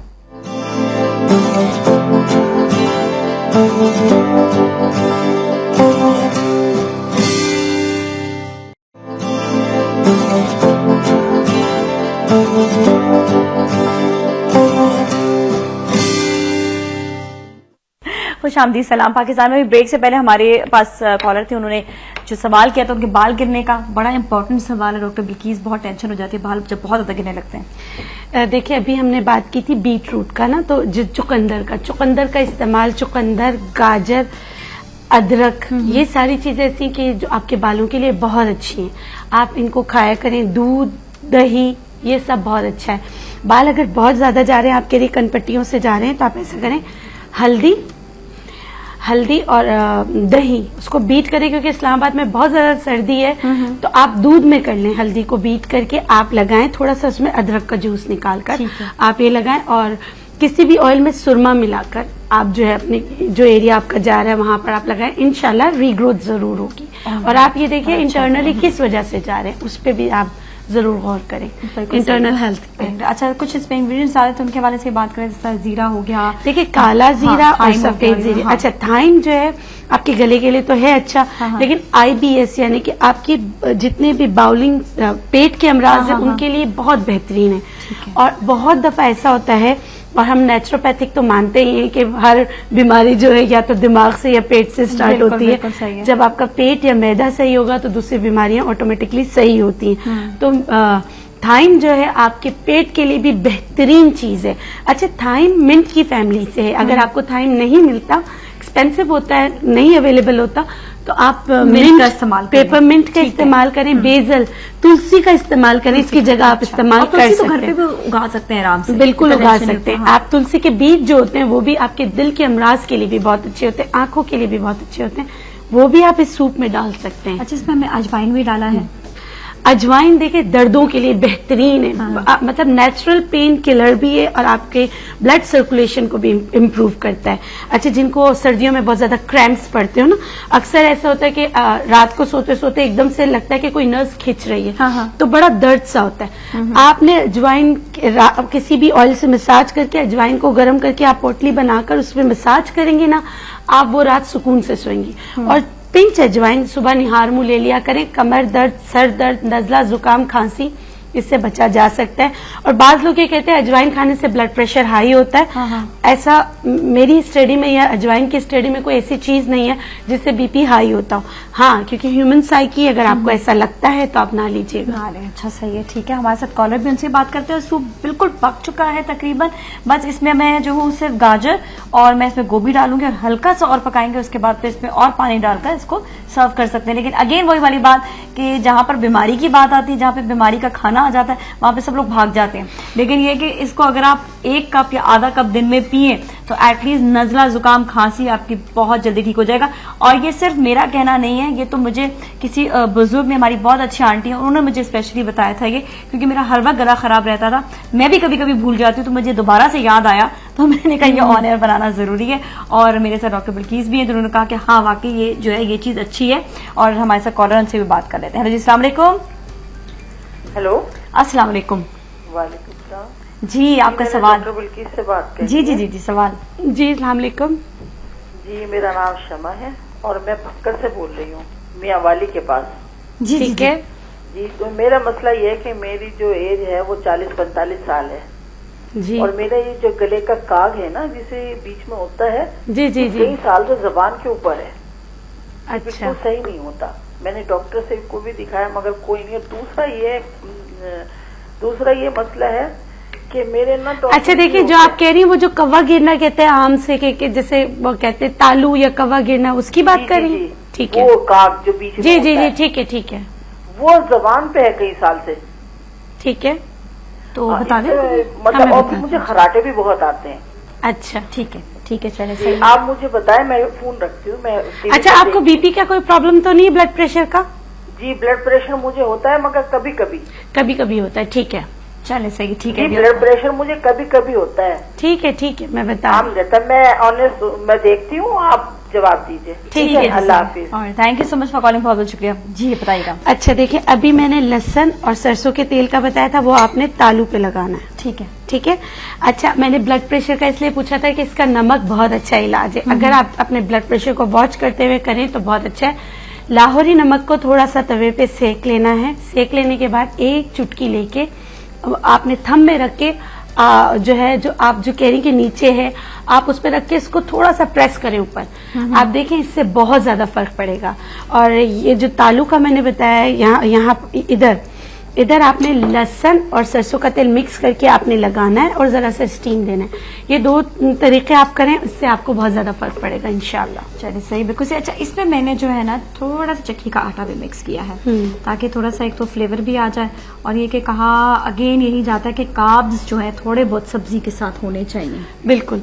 और ये जो आपने जो चक्की का आटा इसमें मिक्स किया है ना, इसको पहले हमने भून लिया था ना थोड़ा सा। जी जी जी जी। हल्का सा भून के फिर जिस तरह नाजिया ने इसमें मिक्स किया, ये खुद भी जो हम भूसी वगैरह फेंक देते हैं, वो भी आपके पेट के लिए और गले के लिए बहुत बेहतरीन है। उसकी चाय बनाकर तो लोग अलहदा से भूसी रखते हैं घर और अलहदा से उठा के डाल भी देते हैं। लेकिन सफेद आटा में डालते हैं, जो बहुत बुरी अच्छी बात नहीं है, बल्कि मैदे में साफ मैदा कहेंगे, मैदा। तो ये ना करें आप, पूरा जो उसमें आप डाल के लें तो ज्यादा सही है। बिल्कुल सही, उसमें हमने डालना है, मतलब ध्यान से। ये अभी देखे पक रहा है थोड़ा सा, मैं चाह रही हूँ कि ये जो है अभी देखिए इसका कलर कितना अच्छा आटा डाला, बिल्कुल ये थोड़ा सा पक, जिसमें हम एंड में थोड़ा सा पानी और डाल के फिर सर्व करेंगे। और हमारे साथ इस वक्त है एक और कॉलर, उनसे बात करते हैं। अस्सलाम वालेकुम। हेलो, अस्सलाम वालेकुम जी, आपका सवाल?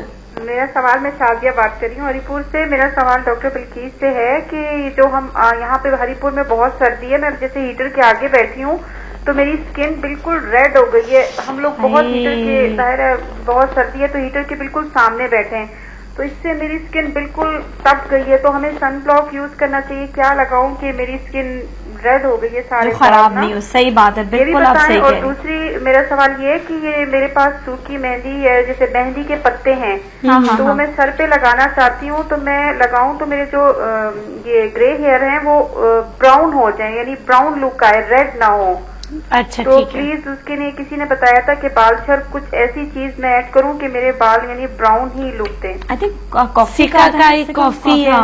चलिए से आपको ऑनर बताते हैं, बड़ी इम्पोर्टेंट सवाल आपका है वो इस हिसाब से कि नेचुरली बात है, हर जगह पे सर्दी और ये जो हीटर है ना बड़ा स्किन को बर्बाद कर देता है। अच्छा देखिए, जहां भी सर्दी आप लोग हीटर के आगे बैठते हैं ना, सन ब्लॉक का तो आप देखिए कि अगर इसके बारे में तो मैं नहीं कहना चाहती, नेचुरल इंग्रेडिएंट्स के बारे में मैं आपको बता सकती हूँ।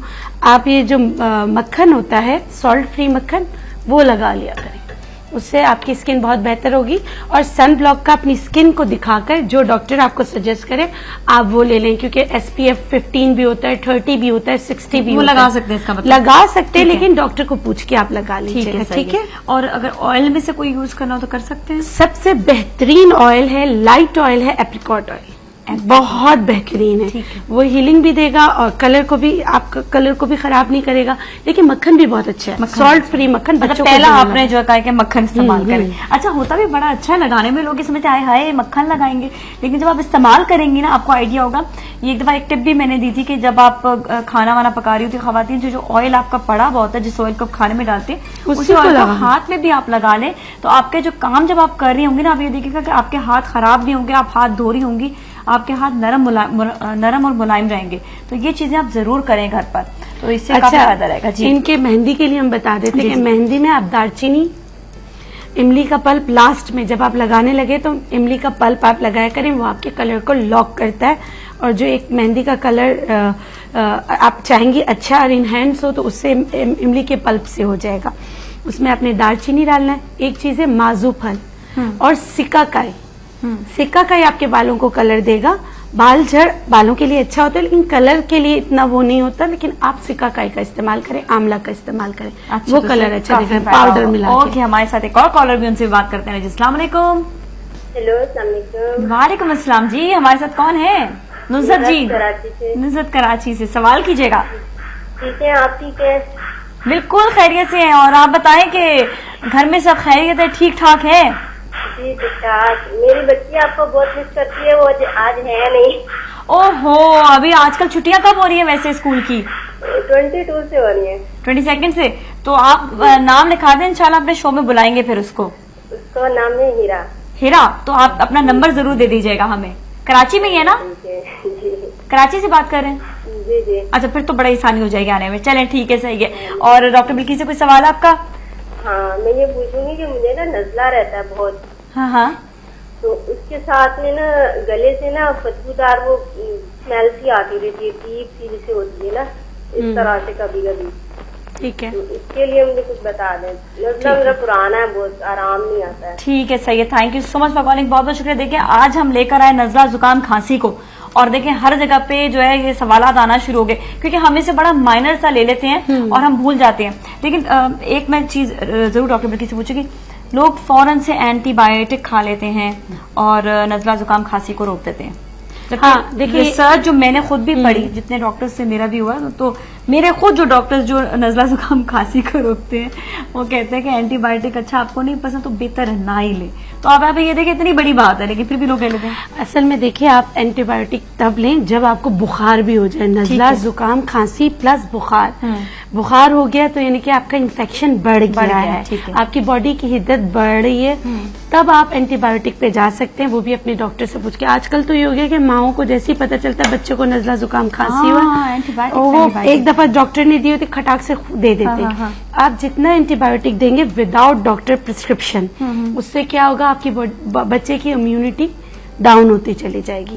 ना दे तो बेहतर है। अब जो कॉलर थी वो कह रही थी कि उनको नजला जुकाम इतना पुराना है कि उनको स्मेल, जो बैड स्मेल आती है। आप रात को नीम के पत्तों की और नमक की स्टीम भी लिया करें, ये भी बेहतरीन रेमेडी है। स्टीम लिया करें। और जैसे अभी हमने अजवाइन का बताया था, लहसुन का बताया था, सरसों का बताया था कि लहसुन सरसों के तेल में पकाकर लगाना है, पूरा लगाने का तरीका भी बताया था, आप उस तरह करके लगाएं। और दूसरी चीज परहेज जो नहीं किया जाता, अगर जिनको अब सर्दियां हैं दही का इस्तेमाल भी ना करें। दूध अगर आप ले रहे हैं तो गरम मसाला पाउडर इसमें मिला के, हल्दी मिला के लें। चावल बिल्कुल ना लें, ठंडी चीजें बिल्कुल ना लें। अपना मतलब कि सीना भी गर्म रखें और जुराबे भी पहन के रखें। ये भी चीजें बहुत इंपॉर्टेंट होती है। आप ग़िज़ा से तो इलाज कर लेंगे, लेकिन प्रिवेंशन भी तो होता है ना। साथ में जो चीजें बताया। अच्छा, लोग जो है ना, सर्दी हो जाती है, स्पेशली मैं कराची वालों के लिए जरूर कहूंगी कि अभी हल्की हल्की खुनकी ठंडी है, तो आपको चाहिए कि स्वेटर जरूर पहन लें। अगर आपको नहीं भी महसूस हो रहा तो हमें हल्की सी भी जो ठंड लगती है ना, उससे भी नजला होने के चांसेस हो जाते हैं फिर। बिल्कुल। अच्छा, और दूसरा ये कि जिस तरह मैंने बात बोली है कि चावल नहीं खाना, ऑनेस्टली अभी पिछले दिनों आपको पता है कि मेरा गला कितना ज्यादा खराब था। मुझे 1 महीना हो गया कि मैंने चावल मतलब खाए होंगे, लेकिन बहुत थोड़े से, इतनी सी मिकदार में, लेकिन वो भी 2 हफ्ते में 1 बार, वो भी वैसे सामने जी पड़े दावत में गए तो कंट्रोल नहीं होता तो फिर खा लिया, वरना कंट्रोल करना जरूरी है। हमारे साथ एक कॉलर भी, उनसे भी बात करते हैं। अस्सलाम वालेकुम। हेलो जी, अस्सलाम वालेकुम। वालेकुम सलाम जी, हमारे साथ कौन है जी? प्लीज अपना ये जो है ना टीवी का वॉल्यूम बंद कर दिया करें। अच्छा जी, सूप बिल्कुल तैयार है।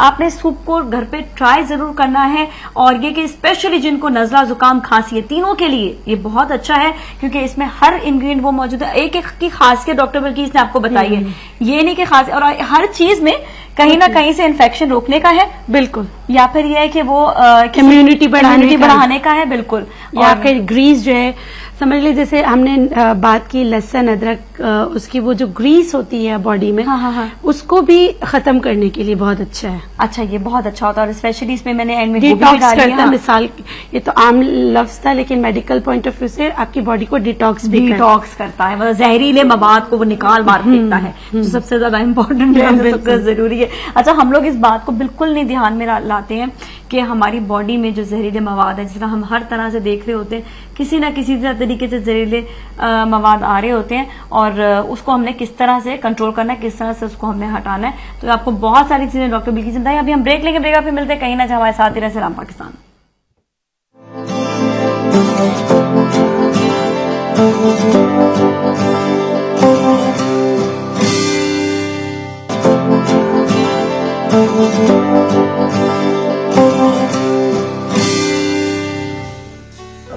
खुशामदीद, सलाम पाकिस्तान में। और अब हम आगे हैं सेट में दोबारा से, क्योंकि सूप तैयार हो चुका है तो हमने कहा क्यों ना अब यहाँ पर ट्राई भी किया जाए और अगेन जो नजला जुकाम खांसी है उसको दूर किया जाए। ठीक है, हमारे साथ कॉलर भी, उनसे बात करके मैं सूप एंजॉय करती हूँ, साथ साथ और कॉलर से बात भी करते हैं। अस्सलाम वालेकुम जी, हमारे साथ कौन है? नाम फटाफट बता दें।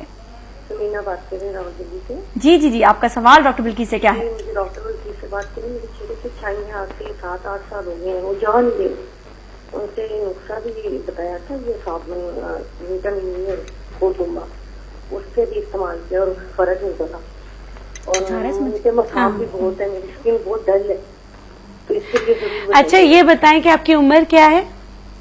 उम्र है 35 साल। कितने साल की है? 35 साल। अच्छा, और ये आपको छाइयाँ कब पड़ी थी? ये 7-8 साल हो गए। 7-8 साल हो गए। और कब पड़ी थी, मतलब कि डिलीवरी के दौरान पड़ी थी? कब? मतलब कि जब आप प्रेगनेंसी में या आफ्टर डिलीवरी? अच्छा, उसके बाद आपने इंटरनली दूध दही वगैरह का इस्तेमाल, अपनी हेल्थ का ख्याल रखा था?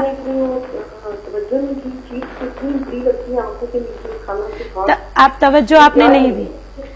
अच्छा, ठीक है, मैं बता। Thank you so much for calling, बहुत बहुत शुक्रिया आपकी कॉल का। जी जी, सवाल का जवाब देना। हमारे यहाँ नाज़िया होता ये है कि हम एक्सटर्नली चीजें ना यूज करना शुरू कर देते, लेकिन अपने इंटरनल हेल्थ का बिल्कुल ख्याल नहीं करते।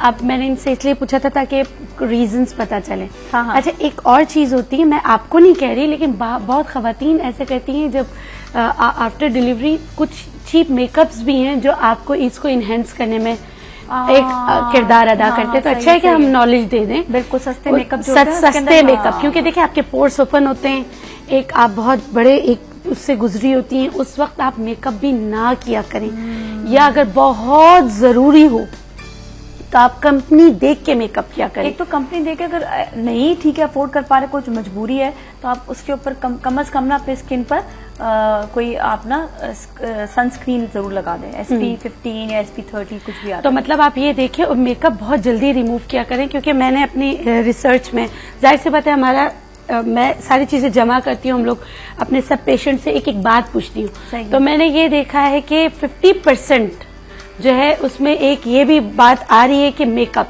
हाँ, तो आप मेकअप को भी जरा अवॉइड करें।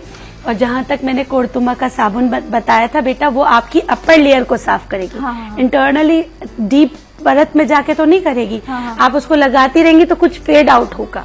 सही है, ठीक। लेकिन आजकल मूली आए हुए, मूली का अर्क निकाल कर आप थोड़े से बलाई में मिला के लगाएं, थोड़ी सी जलन तो होगी, लेकिन अगेन आपकी सफाई तो अंदर से ही होगी, अंदर से। बिल्कुल। तो आप अपने अंदर से दूध दही, अभी देखिए चुकंदर का हम इतना जिक्र करते हैं, ये जरूर लें। लोग कहते हैं कि उससे मोटे हो जाते हैं। आप थोड़ा वॉक करो, एक्सरसाइज करो, कैलोरीज बर्न करो। कैलोरीज के चक्कर में या उससे कि इसमें कैलोरीज ज्यादा है, इसमें कम है, खाना छोड़ देते हैं, अच्छी चीजें आप खाना छोड़ देते हैं और अंदर से आप वीक होते चले जाते हैं। ये ना करें, खाएं रच के, फिर एक्सरसाइज भी करें। रच के का मतलब है कि हेल्दी। बड़ी अच्छी एक्सरसाइज हमारे घर पर आप झाड़ू पोछा कर लो। हमें लगता तो ऐसे कि झाड़ू पोछा ऑफ तौबा, लेकिन घर पे रहने वाली खवातीन और क्या करें। आई थिंक बेस्ट ये होता है कि घर पे जाले लगे हुए होते हैं, झाड़ू पोछा करें, आपका देखिए खुद ब खुद वजन जो है वो कम होता चला जाएगा। हमारे साथ कॉलर भी, उनसे भी बात करते हैं। अस्सलाम वालेकुम। वालेकुम अस्सलाम जी, हमारे साथ कौन है? साइमा जी। साइमा जी कैसी है? ठीक ठाक जी, अल्लाह का शुक्र। आप ठीक है? बिल्कुल खैरियत से। आपका सवाल? जी, मेरा सवाल डॉक्टर बिल्किस से ये है, मेरी 2.5 साल की बेटी है, हाँ, तो उसको कफ होती है रात के टाइम पे ज्यादा, और उसके साथ ही वो वॉमिट कर देती है फौरन ना। अच्छा। जो भी खाया पिया होता है फौरन बाहर, मोस्टली दिन में नहीं होता है, रात में ज्यादा होता है। अच्छा, रात में होता है, ठीक। रात में ज्यादा होता है, जैसे ही वो अच्छा, कफ कैसी, कफ के किस तरह करती है, मतलब कि कैसे होती है? बहुत सारी आवाजें आती है, सीटी की आवाज आती है? नहीं, जैसे बस बहुत ज्यादा खांसना शुरू कर देती है, नॉर्मल कफ है। अच्छा, खांसते लेकिन खांसते उसके साथ ही वॉमिट हो जाती है उसको ना। अच्छा, खांसते वॉमिट हो जाती है। खांसते हाँ जी। ठीक है ठीक है, चले से आप और दिन के टाइम पे नहीं होती, मतलब दिन के टाइम पे नहीं, अभी चल फिर रही है तो ठीक है, लेकिन रात को जैसे ही सोएगी फीडर लेके सोती है या कुछ खाया हुआ होता है, लेकिन वो ये होता है कि फौरन ही खांसी शुरू होती है और फौरन ही वॉमिट हो जाती है। उसको सवाल करेंगे इनसे? नहीं, ठीक है, चलिए ठीक है, ऑनलाइन जवाब देते हैं आपको। Thank you so much for calling, बहुत बहुत शुक्रिया आपका। और मैं ये भी बता दूं कि इस सूप में आपको जरा सा और टेस्ट लेकर आने, तो उसमें हम मेरे ख्याल में इसमें यूज कर सकते हैं लेमन भी। बिल्कुल, लेमन यूज कर ले तो उसमें कुछ नहीं, देखिए चंद कतरे, ये नहीं कि आप बहुत सारा लेमन डाल लें पूरा भर भर के, चंद कतरे, ताकि थोड़ा सा टेस्ट अच्छा होता है जी। अच्छा देखिए, जो आपकी बेटी को आपने कहा कि रात में होती है, मैंने अभी एक बूटी बताई थी काकर सिंगी, वो आपने क्या करना है, उसको आपने पीस के शहद में मिलाकर ½ टीस्पून आप उनको दे सकती हैं, और उसकी गर्दन का मसाज किया करें। अजवाइन और लहसुन सरसों के तेल में पकाकर, जलाकर नहीं। पकाने का मतलब ये होता है कि वो लहसुन ब्राउन हो जाए, उसके बाद आप वो डाल दें, उसके बाद आप उसको ठंडा होने के बाद छान के रख लें।